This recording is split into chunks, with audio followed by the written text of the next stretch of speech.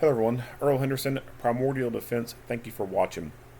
This video is going to be about bar and nightclub security.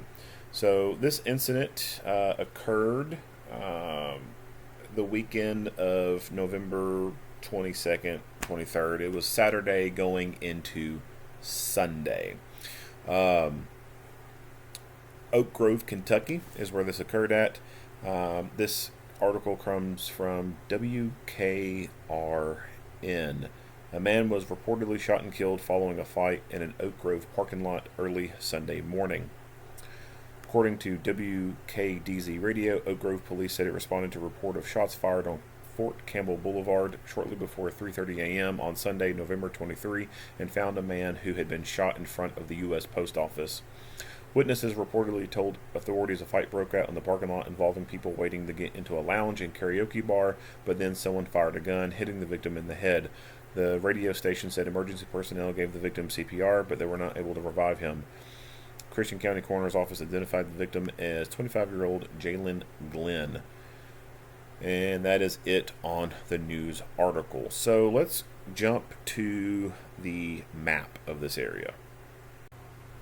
Alright, here is the aerial view of this area. So, the news article, or one of the news articles, mentions an address block range. It's the 15,000 block range, and they all mention the post office, and they all mention karaoke bar.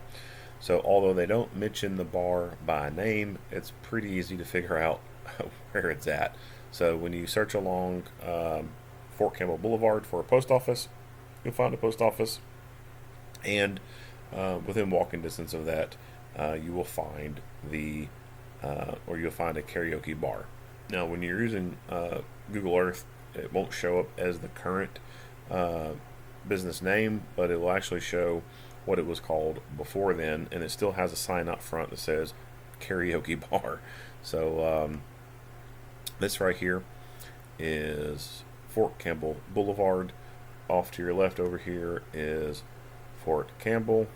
And then off to the right here is the city of Oak Grove, Kentucky. So zoom in just a little bit more.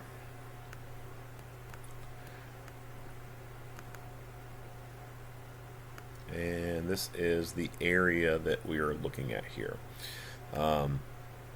I went to go to Christian County PVA website to see how the property was parceled, but it's a subscription only kind of website, and I'm not paying to see what the property lines look at this place, so I don't know how the property lines are done. It could be, for example, like this whole continuous lot right here. It could be that this is all owned by one property owner. It could be that there's a property line right here, and this is owned by someone, and then this is owned by someone else. And when it comes to all this,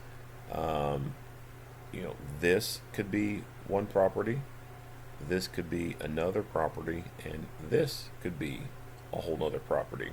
And even with this, even though this is one building, it's possible that even this could be even further parceled out to where, even though what's one whole building, there could be a property line going through there, and this is one property and this over here is another property. And when you look at, for example, this parking lot right here, that could be a possibility right there, because you can see there's a lot more upkeep and maintenance to this side of the parking lot than there is over in here. So let's go into Street View real quick so you can kind of see some of the stuff that I'm talking about here.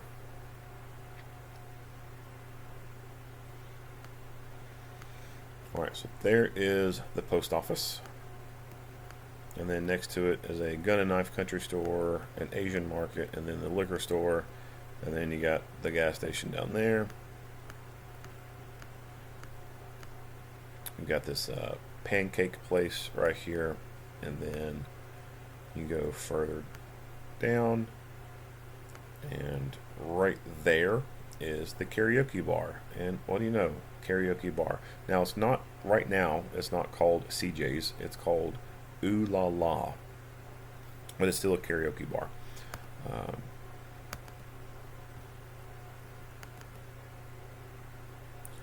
and this building is two separate stores. And we have a smoke shop right here, and then we have the lounge right there. When you go to zoom in on the door, you can see it's a lounge, and then here's the smoke shop over here. And then, as I was talking about earlier, um, this parking lot looks a lot different as far as having better sealant on it, um, whereas over here it's not as well maintained. And then we also notice some signs here, right? Smoke Dreams #2 parking only. So that right there is another possible indication that although this building does appear to be connected, it's possible that this is a completely different property than this over here. But I don't know that for sure because I can't see the parcels. Now, properties like this can be a bit of a challenge to manage from the safety and security standpoint because you're dealing with multiple properties that don't have a good definitive boundary line. It's all just one big continuous open lot that you can freely, unimpeded, go from this point all the way down over to here. You can enter in through multiple ways. You can enter in through here. You can enter in through there, through right there, and then even further on down, there's another spot down there from the gas station, and then I think maybe one more spot. So lots of entry points into this one big wide open area. And so when you look at this place, the bar, you've got 1, 2, 3, 4, 5, 6 parking spots. So that's that's not a lot. So 6, 12, and this looks like maybe they're saying this is for the smoke shop. So not a lot there. Yeah, so this place is not staying afloat from just 12 parking spaces, right? That's impossible.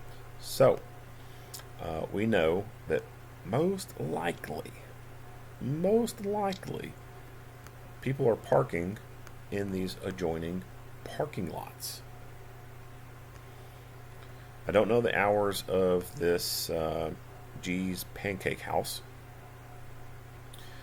I don't know if they're open 24 hours on the weekends. But the post office, it's not open, right? Like, I don't care what town you go to. There's no post office open at 10 o'clock at night. Now, there's some that you may be able to walk into to access your P.O. box. But other than that, like, they're not open for business at 10 o'clock at night, 2 o'clock in the morning. It's just not happening.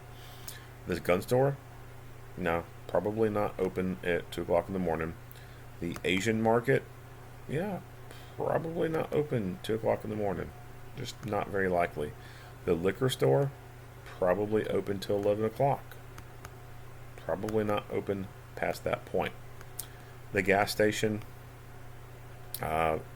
more than likely, they are open a little bit later, but it is pretty far away. I don't really foresee the likelihood of someone parking right outside the gas station right there and then walking all the way over to here. What is more likely is people parking in front of the post office, parking in front of the gun store, parking right here, and then walking right over to the bar itself. So places like this are very reliant on their neighboring properties to be able to survive as a bar and nightclub. If you don't have the parking on your own property, you're having to rely on someone else's property. It's a no-brainer. So, with properties like this, with that in mind, you have to think about managing those other properties as well. You have to think about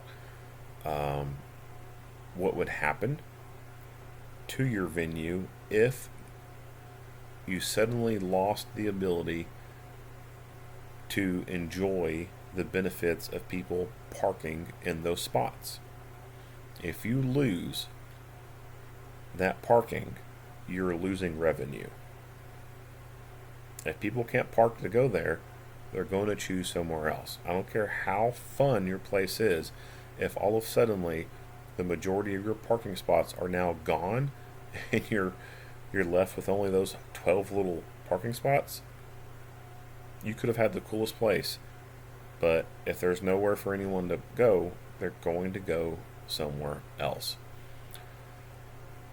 So it's vitally important for a bar owner, bar manager, security manager to talk to the neighbors. For the bar owner, manager, it's important for them to have good neighborly relations. You don't want to make your neighbors mad. For a property like this, where you know pretty well that they're parking in these other spaces, it would be a very good idea to have the bar staff at the end of the night go out there and pick up beer bottles, pick up trash, because these people, they're going to get sick of it. These people, they're going to get tired of it. The property manager,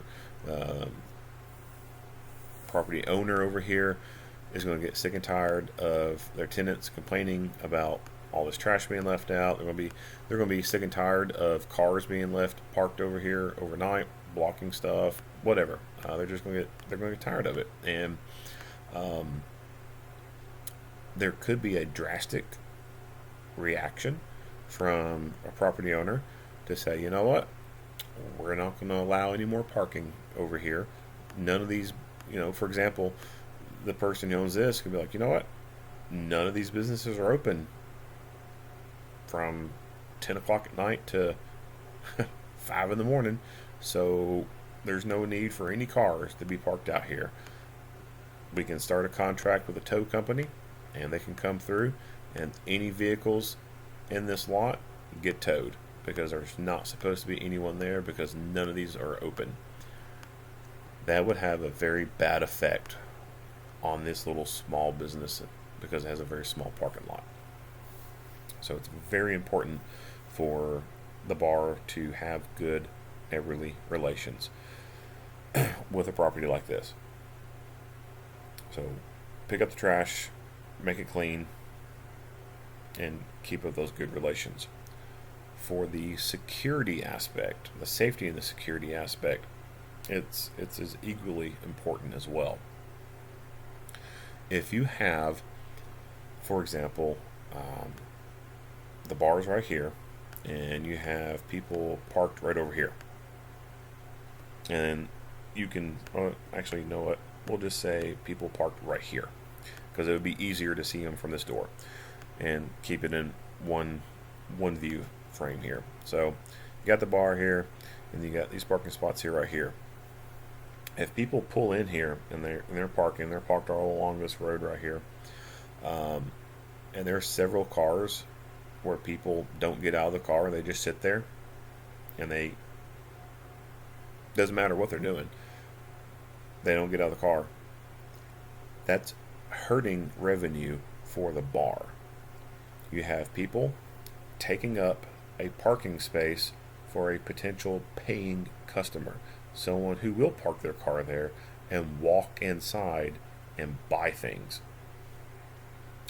So people sitting in cars are costing the bar money. When a bar is not making money, they have to start making sacrifices, right?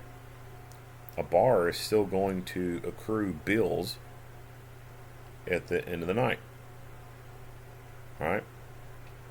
End of business day. There's bills that need to be paid. There's people that they owe money to. If they're not making money to pay those people, they're going to cut those people. When it comes to a bar and nightclub, who is more likely to get cut? The bartender, the DJ, or security? It's kind of a no-brainer. Security is going to be cut. You can't cut the bartender, because who's going to serve drinks? And you can't really cut the DJ, because then there's no music, there's no fun going on. Security is one of those things that a lot of places see as expendable.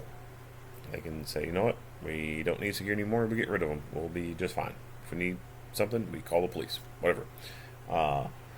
So cars sitting in parking lots with no one getting out and going in is costing the place money.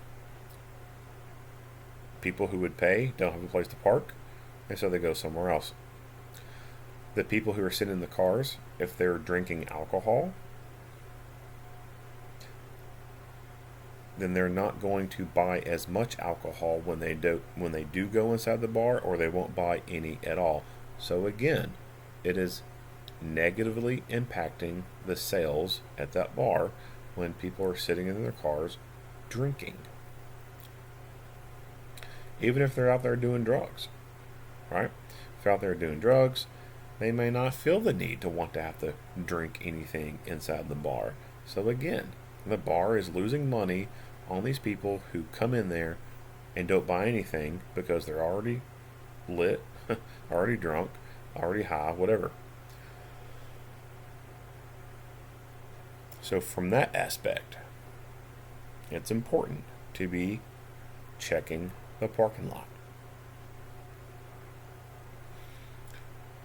For the people who are sitting in their car and drinking, they are over-serving themselves.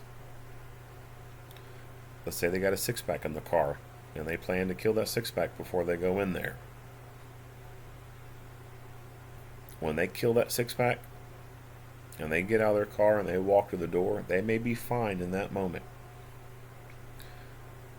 But several minutes after being inside, it's going to hit them. And they're going to be overly intoxicated.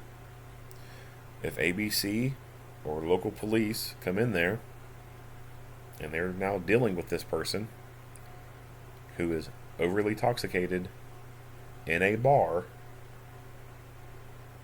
the bar is going to potentially get a citation for that, for over serving. It's going to be impossible for you all to argue otherwise. It's a drunk person in a bar. There's no other slam dunk case out there. You can argue and say, well, they were out in the car for a little while.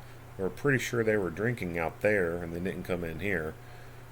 Yeah, it's going to be pretty hard to explain. The only way you can get out of that is if you had the video footage on the inside of the bar, and you could prove that in court that the person came in and didn't buy any drinks whatsoever. But outside that, like, it's a close cut. it's a wrap, right? Like a drunk person in a bar, it's going to have an effect on you. So, um, people are over serving themselves when they're drinking out in the parking lot, and when people are over serving themselves and they're getting too intoxicated, or even doing drugs and becoming overly intoxicated, they are increasing their chances of some kind of injury because they're obviously unable to have good coordination, good motor skills. Some are unable to stand or balance themselves without some kind of assistance. So you run the risk of people falling, tripping over things, whatever, hurting themselves or causing other people to become hurt. And then on top of that, if they are bumping into people, knocking things, down, knocking drinks out of people's hands, that then increases the possibility of fights occurring, right? Someone knocking a drink down and they're so drunk they're not even aware of it, and they don't even say sorry, and they just kind of keep going on. Some people, they have no reasoning, right? Like that's an automatic disrespect thing to them, and they can go from 0 to 100 real quick, and then boom, fight pops off. So we don't want people out in the parking lot over serving themselves, becoming overly intoxicated, because then that can lead to a lot of problems inside the bar. So either the bar is not making money, or they're becoming overly intoxicated and they are putting the bar at more risk of other things. We also don't want people hanging out in a parking lot either. So, there could be people standing around talking, whatever. Really don't like those things going on either, because, again, if they're there in this parking lot, there's at least a car or two between them, and if they're outside and they're not inside, that's 2 parking spaces being taken up by people who are not spending any money in the bar. And taking away 2 parking spaces from 2 cars of people who would be willing to spend money.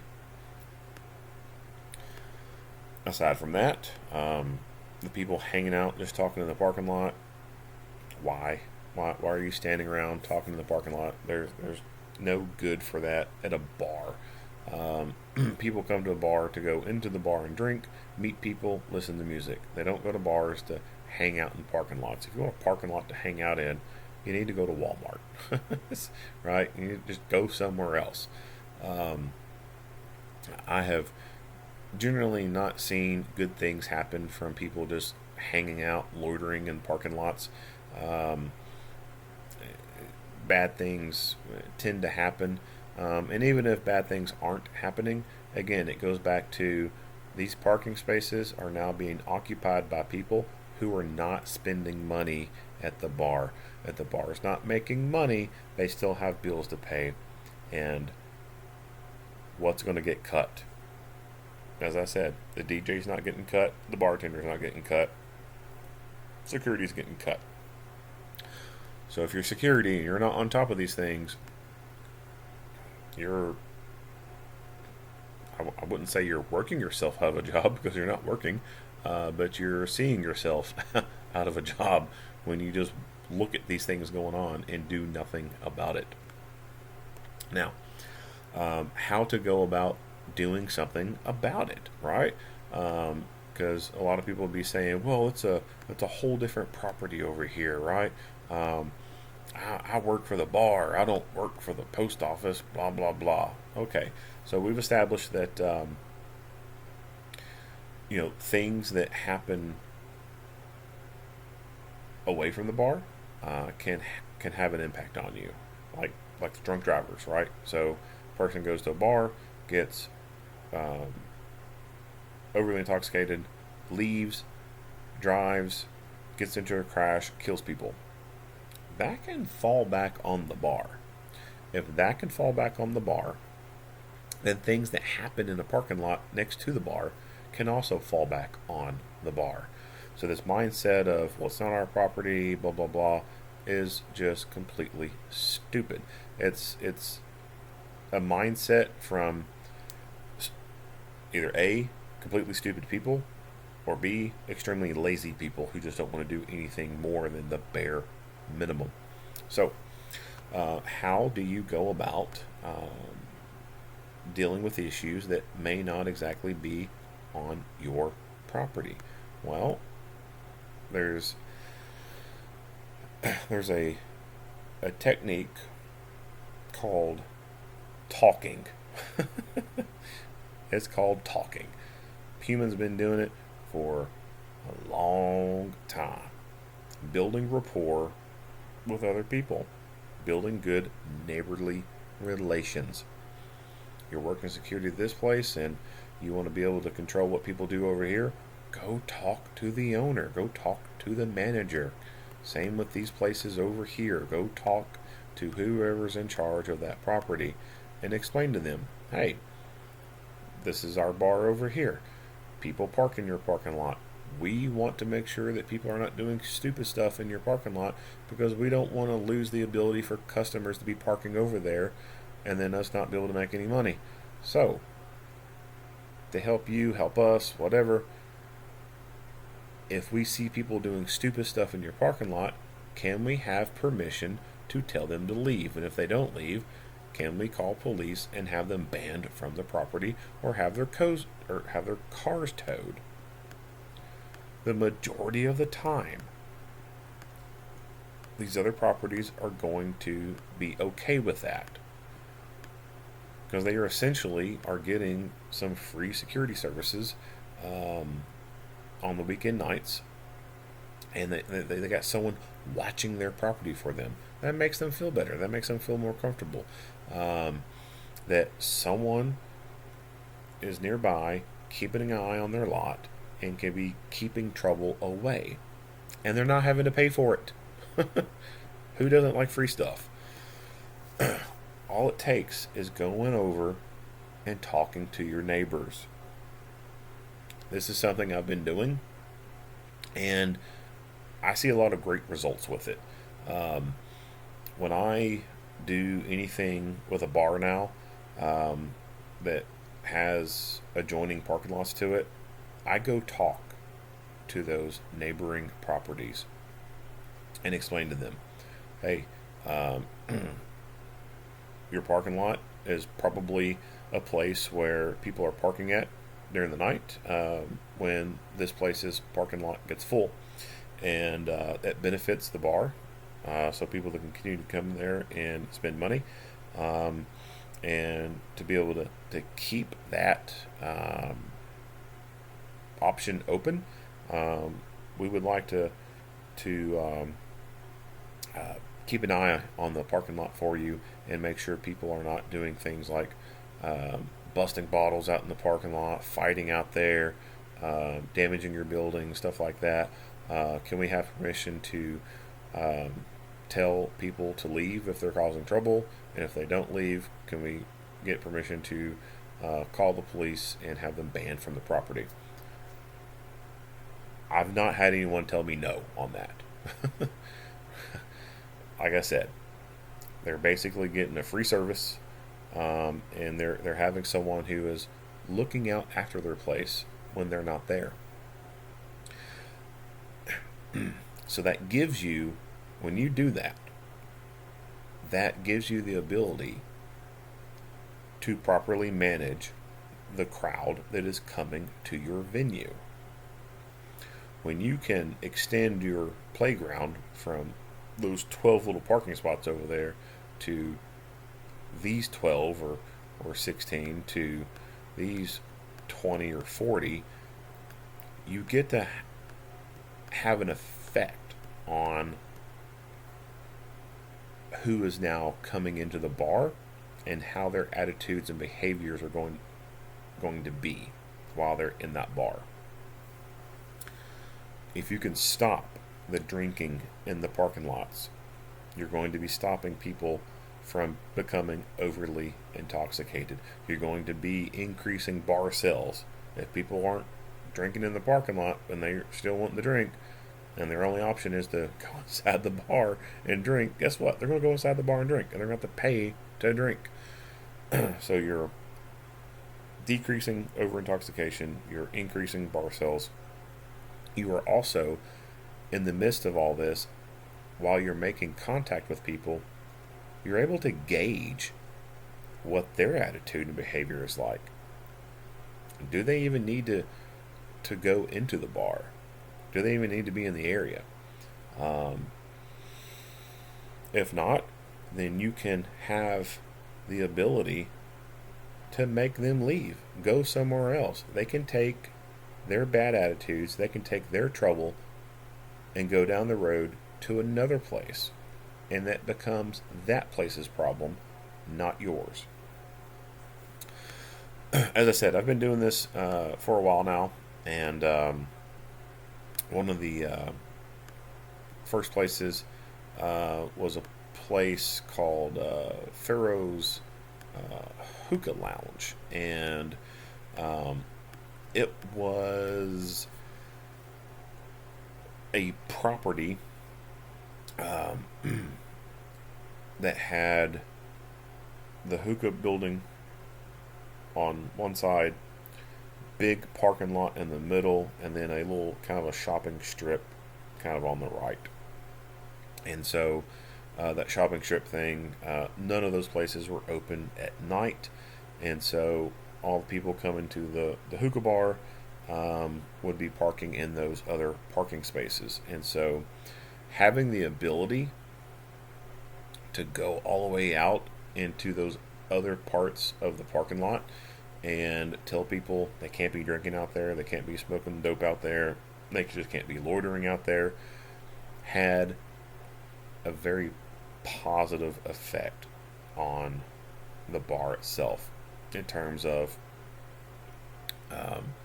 keeping things peaceful, orderly, and getting rid of the riffraff. So, as I mentioned before, decreasing the over intoxication, that's a big one, and increasing the bar sales. But making when you're out there talking to those people and dealing with them, how they respond during those interactions can give you a pretty good clear indication how they're going to be, or it can give you the clue to maybe identify who they are when they do come up to the door to present their ID to get in. So for some people, if something about them just kind of sets off a little bit of an alarm in me, and they're out in the parking lot and they haven't made it to the door yet, I'll make note to want to positively identify who they are, because what I have found is people who are acting a little squirrely, acting a little stupid, got a little bit of attitude problem, they will often end up becoming a problem later on that night or some time later on down the road. Problematic people show themselves, right? Assholes show themselves, right?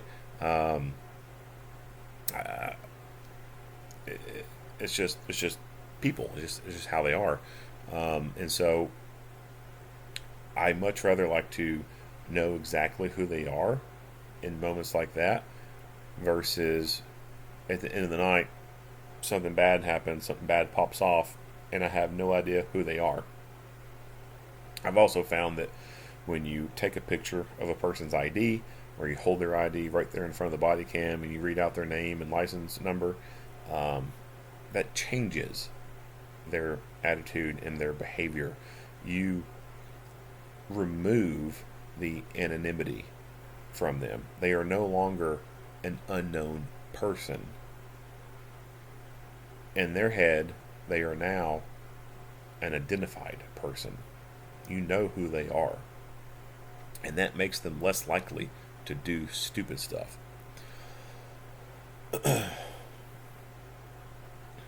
But anyway, kind of got off on a little tangent there. But making contact with people out in the parking lot, When you make contact with them and there's something off about them, that can clue you in to do a positive ID on them, or um, give them a notification right then and there that they're not coming inside the bar. They can try again next weekend with a better attitude. Um, and if things escalate from there, they get even worse attitude, whatever. You tell them 2 weekends from now, and if it doesn't get any better, uh, tell them they're just not coming back at all. They can go somewhere else. And when you have the ability to ban from that adjoining property, you can get rid of them, right? It's not a, hey, I would like for you to leave. It is a, I want you to leave, or the police are going to come and you will leave. So when you make contact with people out there, you can more easily assess how they're going to be. You can keep out the trouble, and it sets a tone for everyone else. When you have someone out there checking around and you're on top of things, it's like people mentally register that in their head as they're being watched. There's a command presence, so to speak. There's people on top of things. And when that is going on, some people are less likely to want to do stupid things because they know that someone's out there, someone's watching, someone's able to intervene and do something. Whereas if you have nothing but bouncers inside the bar and they never come outside, that leaves it in people's head that they're not being monitored. No one knows what they're doing. No one cares what they're doing, and they can do whatever the hell they want to do. And that is not what you want happening out in the parking lot. You do not want people having the mindset of they can do whatever the hell they want to do, because that will lead to problems. So this hookah place, I'll go through, check the parking lot, make contact with people, and people who are, I'd see them pull in the parking lot. I give them about a minute or so to, get their stuff situated. If it's girls or whatever, give them time to finish up, some makeup, or, get some perfume or whatever. Give them about a minute or two. And if they weren't coming out of that car, I'm going over there figuring out what they're doing. Because nothing good happens when people just hang out in parking lots. Tell them, hey, you need to either go inside the bar or you need to just leave. And a lot of people were easy to deal with, right? Like, they got it. They would go inside. A lot of people just sitting and playing on their phones, but people get it. They go inside.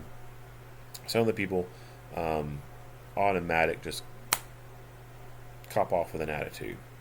Like just a rude, just egregious, just bad attitude. The kind of attitude that just makes you want to hit somebody, right? Just completely disrespectful, and those people automatically tell them, you know what? You're not coming in. Like, you done showed your colors right now, man. If you're going to get this kind of attitude with me, of all people, then that's not going to stop you from getting an attitude like that with someone inside the bar and it causing a fight. Try again next weekend. Come back with a better attitude. And you tell them that. And coupled with the fact that if you do have an establishment that is a hot spot, like people love coming there, if they can't be there, and everyone had a fun night that weekend, but they couldn't be there because they had a bad attitude, they're going to remember that, right? Like, they're going to remember looking at the pictures on their social media, seeing all their friends having fun, and they were stuck at the house because they had a bad attitude. So that can have a big effect on the people themselves, right? If you've got someone in there with a shit attitude, they're just rude, disrespectful, they got that vibe of just being a butthole, other customers don't like that. They don't like being around people like that. So there was quite a few people that I would come across who were just so egregious that they just ended up getting told they're never coming back. And there are just some people that you can't take anywhere, right? And got rid of some of those people. Other people, eh, they got this bad attitude. It's I think for a lot of them, it is a gauging thing for them. Like they're testing, right? Trying to see, how far they can push the limits and see what they can get away with, or trying to see what kind of person you are, how you're going to respond, etc. Um, and once you make it clear that you're not dealing with that, and you're not going to be a pushover, that can prevent them from going deeper into worse behaviors or worse attitudes. It can keep them at a level where they're more tolerable and tolerable to others, or it can improve it to where can't notice as much. But being able to make contact with people on the outside and preventing them from coming in is a pretty good game changer in my opinion. So that Pharaoh's place, it was a hookah bar, but it was also a rap and hip hop bar. So that clientele that was coming there, um, they had previously um, been going to a place by the name of Chocolate City. And Chocolate City had gotten shut down for extreme acts of violence. There was a person who was literally beat to death. Not just, someone get punched in the face, they fall, hit their head on concrete or something like that, and then die. No, this dude was stomped to death. Like, just literally beat to death.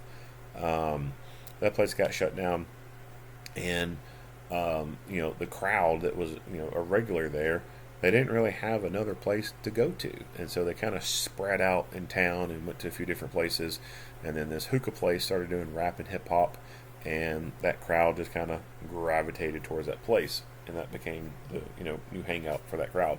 Um, so there were people who were coming there who were capable of being violent people. There were people who came there who later on, after that place closed, they became murderers. Some of them have become murder victims, um, and others have gone on to prison for some other serious crimes that they've committed. And so all along, those people were capable of doing bad things. May have even done some bad things at other places, but while they were there, because of how the security was managed on that property, there were zero major acts of violence at that property, um, even the adjoining property there. And so that's a pretty big deal to me. I like referencing that a lot, because it's a testament to how effective management of a property can lead to desirable results, right? Like zero acts of major violence, no shootings, no stabbings, no people being beat to death, like none of that crap. At most, I think there was a couple of large girl fights, and I think there was only like two dudes. No, there's two instances of dudes getting into a fist fight. Um, Other than that, nothing else. A lot of There was quite a few violent people who came there, were capable of violence, but they didn't do it there because they knew that they wouldn't have any place to go after that, right? If they got banned from there, there was no other place for them. I mean, there was other places to go to, but not like that, right? Like that, like a place with their people to be at. So that, and the ones who really showed themselves to just be intolerable and not be able to be around other people without being a butthole, getting rid of them, that really had a positive impact on that place, and it being successful as it was. Now, after I cut ties with that place, and a different security manager came in there, um, it was not very long until that place shut down. Like within a couple months or something like that. It didn't take long, um, because the people who came in to take over just did not do it the way it needed to be done. Um, One person, it was a DJ who I talked to after the other crew had took over when I left, and he described it as I forget the exact wording, but basically says something to the effect of, it's like sheep trying to herd sheep or something like that. Um, he said they just kind of stand there and don't do anything. So um, managing properties like this can either be done correctly or be done incorrectly, and it can either lead to good business or it can lead to people dying. Now, with all that being said, I don't know anything about how the security is run at this place. I don't know how they do the parking lot stuff or anything. I don't know anything about that. Um, Another property, another bar, which I didn't, I cut the contract early on this other place, but there's a place that I did 3 weekends at, and then I cut ties with them. I did the same thing, talked to all the surrounding properties, got their blessings to enforce the trespass and all that, um, and um, stopped a lot of stuff going on outside. Got people kind of corralled into the main property there, um, and then after I left, it was, I'm not exactly sure on the time frame, but before the end of that year. Um, it was at some point within a couple months, maybe, those surrounding properties entered into contracts with a towing company. And so um, anyone that parked on their property got towed. So that really had some kind of effect on the bar itself, because they lost a lot of parking space because of that, because they wouldn't send anyone over there to maintain those properties. No one would go over there. They just stayed at the bar. They didn't give a crap about the other places. Um, so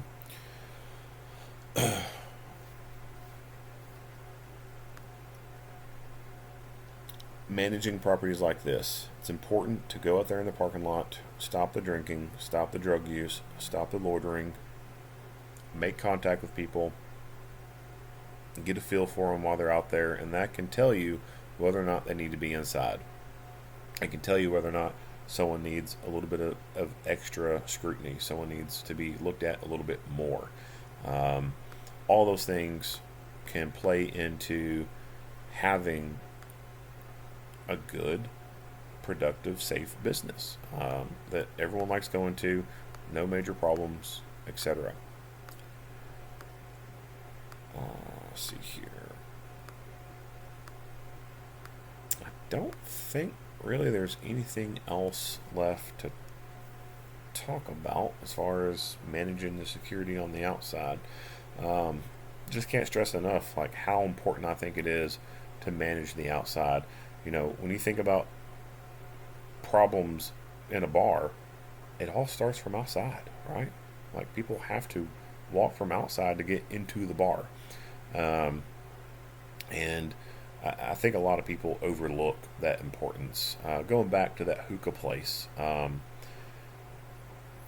way that we manage that property there, um, the security there did not hang out inside. Like every maybe 30 minutes or something like that, someone would go walk around inside, just take a look. But other than that, security was outside all night. And when you think about regular bars and nightclubs, like you always have people, bouncers and stuff on the inside, right? Like someone posted up in the corner over here, someone in the corner over there. We didn't have to do that because of the way it was managed. The people were effectively screened, so to speak, on the outside. People, the bolt holes made themselves known before they ever got through the door, or before they even ever got to the door. Some of them before they even got onto the property itself. So, now in the news article, it talked about there being a line of people waiting to get into this place, and then the fight occurring, and then the shooting occurring over here. Now, they said he was shot in the head. Could he have been shot in the head over here, and then he made it some distance before collapsing? Possible. Or it's possible that the physical altercation ended up over here, and the person was shot over here, or it could have been over in here. This could also be what they could be referring to as in front of the post office. It could be literally right there in front of the windows, or it could be over in here somewhere, or hell, it could even be up on the sidewalk somewhere, and they're just saying it's in front of the post office. Kind of hard to say without any good, solid information on what exactly went on. But we do know from the news report that there's a line of people waiting to get in. Now, that line of people could either be lined up against the wall here, or they could be kind of lined up long ways into the parking lot waiting to get in. Either way, that's a lot of people outside, and we know from the size parking lot that there's probably people out here hanging out. So a fight occurs outside. Where is security, and are they able to even deal with these things? So a lot of bars want to skimp on security because, of course, it is a budget item that can cost a lot. And a lot of bars, if they're not busy at night, they may start strong and have, 5 bouncers or something like that, or 4 bouncers, whatever. And come around, midnight or something like that, if they don't have a whole lot of customers, they may cut 2 bouncers and keep 3 on site, or go down to 2, something like that. Usually the way bars do that is, they'll cut people. Some bars won't, they'll have 4 for the night, and 4 stays all night, even if they're completely dead. That's good. I like that method, because you can retain better people, because once you start cutting hours and stuff like that, people get tired of that, and they're like, well, I'm going to go somewhere else where I get guaranteed hours. So you just kind of have better quality when you maintain those hours and whatnot. But also for those nights where it appears to be dead, and then you cut people, and then you get this sudden rush out of nowhere, well, now you have a whole lot of people and not enough security to deal with them. So it can kind of backfire on you. So I don't know what their security situation was like, but a fight out in the parking lot is something that security should be able to manage and take care of. And so having tools like pepper spray is extremely important for managing the property. If you can spray a group of people who are fighting, you can stop that fighting right there. Now, that's assuming it's one group of people, right? This could have been something where the fight occurred and it caused like 2 or 3 little groups of things to be going on. Like 2 guys could have been squared off over here, 2 dudes could have been squared off over here, and 2 dudes over there, or 3 on 1 here and 4 on 1 here. That's usually how it ends up being, right? Like, there is no legit honorable one-on-one fighting anymore. It's always a group of people ganging up on one other person. So either way, like I said, it could be 2 to 3 little group things going on, and that's where having pepper spray is a really great tool to have. It's a good force multiplier. You can spray one group of people, have enough left in the can to go spray the second group, and that'll stop a fight real quick, super quick. Now, one thing that I think of when I hear there was a line of people waiting to get in, the altercation occurred from the line, and then the fighting or the shooting occurred. Was the person who did the shooting waiting in line as well to get into the bar? Meaning they had the gun on them and they would have got to the door and potentially gotten inside? I don't know the answer to that, but that was a question I had in my head. And then the second question was, did they even have any armed security to begin with to be able to deal with an armed threat out in the parking lot? And so that made me think about a bar here locally that has recently opened up, and they had a post on their social media talking about how they were going to have some metal detectors to do a quick scan of people as they're coming in to ensure that they're having a safe environment. And a buddy of mine, we were chatting back and forth about it, and we both said, "Well, what about someone having a gun in the parking lot?" um, and that's just unfortunately something that a lot of these bar owners and bar managers just don't think of, right? And that's another downfall for a lot of these places when the bar owner or the bar manager who have no security experience whatsoever are out there making security level decisions. You need to have a security manager, a security supervisor who's in charge of the security team and the overall safety and security plan of the establishment itself.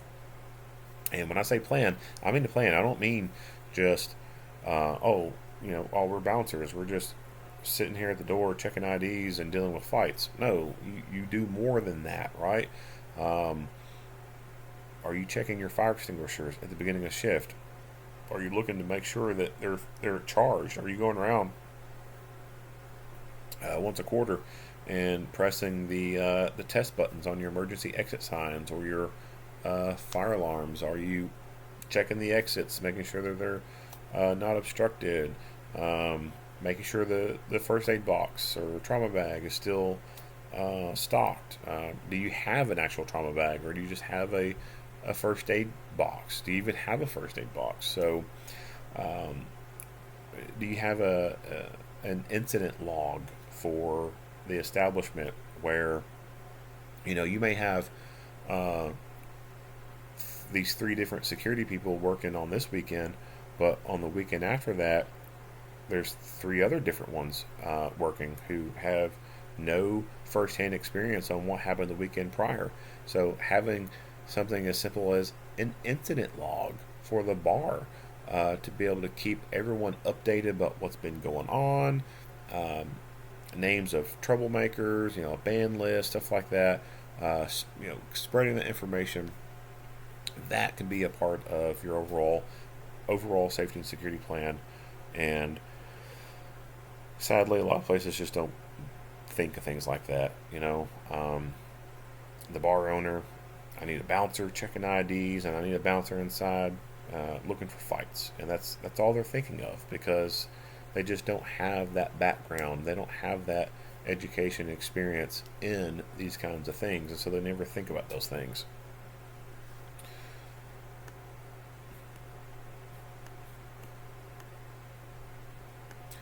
All right. I think that's enough to talk about. So, if you like what you hear and see, go ahead and give me a like and a share. If you have not already, subscribe to the channel and stay tuned for more videos. Earl Henderson, Primordial Defense. Thank you for watching.